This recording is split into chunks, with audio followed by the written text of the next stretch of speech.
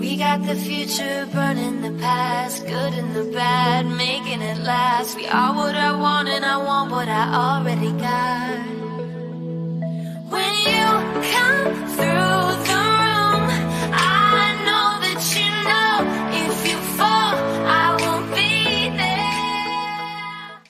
Assalamualaikum warahmatullahi wabarakatuh. Saya akan menjelaskan 4 dari tugas UAS soal yang tadi diberikan pada dosen, yaitu tentang sistem informasi manajemen. Nah, yang pertama yaitu saya akan menjelaskan tentang sistem informasi manajemen. Sistem informasi manajemen adalah sistem perencanaan bagian dari pengendalian internal suatu bisnis, meliputi pemanfaatan manusia, dokumen, teknologi, dan prosedur oleh akuntansi manajemen untuk memecahkan masalah bisnis seperti biaya, produk, layanan, atau suatu strategi bisnis. Sistem informasi manajemen dibedakan dengan sistem informasi biasa karena asing digunakan untuk menganalisis sistem informasi lain yang diterapkan pada aktivitas operasional organisasi secara akademis. Istilah ini umumnya digunakan untuk merujuk pada kelompok metode manajemen informasi yang bertalian dengan otomasi atau dukungan terhadap pengambilan keputusan manusia. Contohnya seperti sistem pendukung keputusan. Yang kedua yaitu sistem pakar dan sistem informasi eksekutif. Untuk sistem informasi manajemen yang kedua yaitu menggambarkan suatu unit atau badan usaha yang khusus untuk bertugas mengumpulkan berita dan memprosesnya menjadi informasi untuk keperluan manajerial organisasi dengan memakai sistem.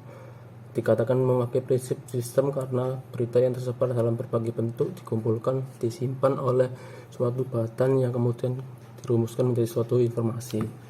Untuk penjelasan delegation support system atau sistem pendukung keputusan adalah sistem informasi yang berbasis komputer yang mengamati lingkungan perusahaan dan menjadi informasi pendukung dalam pengambilan keputusan bisnis. Contohnya DSS ini adalah DSS untuk proses kenaikan jabatan dan perencanaan karir pada PTX. Salah satu contoh akan disorot dalam hal ini adalah cara pemilihan karyawan yang sesuai dengan kriteria yang ada pada suatu jabatan tertentu.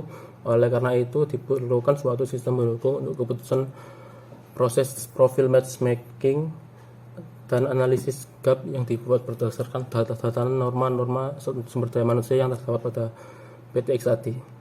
Proses file matchmaking dilakukan untuk menentukan rekomendasi karyawan dengan sistem kenaikan jabatan dan perencanaan karir berdasarkan pada 3 aspek yaitu kapasitas intelektual, sikap kerja, dan perilaku. Hasil dari proses ini, ranking karyawan sebagai rekomendasi bagi pengambilan keputusan untuk memilih karyawan yang cocok pada jabatan yang kosong tersebut. Software ini dibuat dengan menggunakan akses Microsoft Access 2000 untuk database dan Borland Delphi 5 sebagai kompilernya.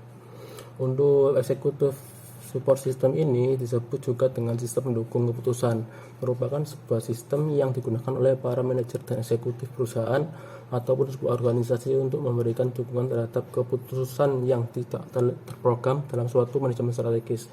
Contohnya yaitu database eksternal. Kedua, laporan teknologi seperti catatan paten. Yang ketiga, laporan teknis dari konsultan.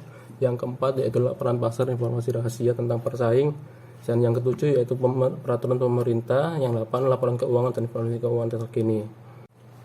Nah, itu tadi adalah penjelasan dari saya. Mohon maaf jika ada salah kata yang kurang berkenan, mohon dimaafkan, dan mohon maaf jika ada kecepatan dalam penjelasan, mohon dimaafkan juga. Wassalamualaikum warahmatullahi wabarakatuh.